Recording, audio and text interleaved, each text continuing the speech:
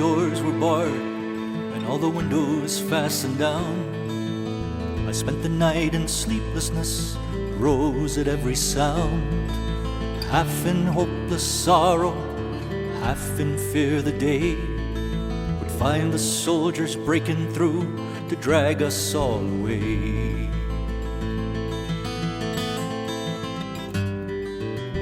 Just before the sunrise, I heard something at the wall. The gate began to rattle, a voice began to call. I hurried to the window and looked down into the street, expecting swords and torches and the sound of soldiers' feet. But there was no one there but Mary, so I went down to let her in. John stood there beside me as she told us where she'd been. She said they've moved him in the night, none of us knows where. The stone's been rolled away and now his body isn't there. We both ran toward the garden, then John ran on ahead. We found the stone in the empty tomb, just the way that Mary'd said. But the winding sheet they'd wrapped him in was just an empty shell.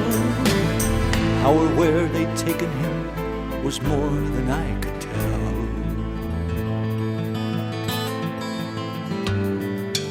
Something strange had happened there, but just what I didn't know. John believed a miracle, but I just turned to go. Circumstance and speculation couldn't lift me very high, 'cause I'd seen them crucify him, then I saw him die. Back inside the house again, the guilt and anguish came. Everything I'd promised him just added to my shame, 'cause when at last it came to choices, I denied I knew his name. Even if he was alive, it wouldn't be the same.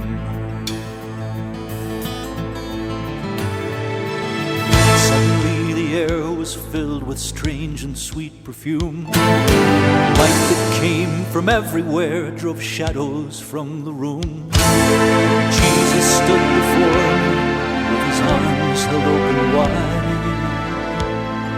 I fell down on my knees and just clung to him and cried. He raised me to my feet, and as I looked into his eyes, love was shining out from him like sunlight from the skies. Guilt and my confusion disappeared in sweet release,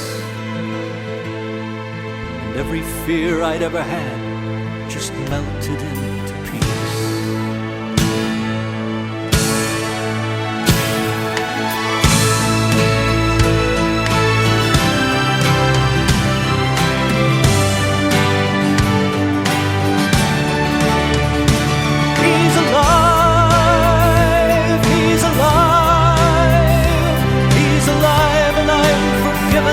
Heaven's gates are open wide. He's alive. He's alive. He's alive and I'm forgiven. Heaven's gates are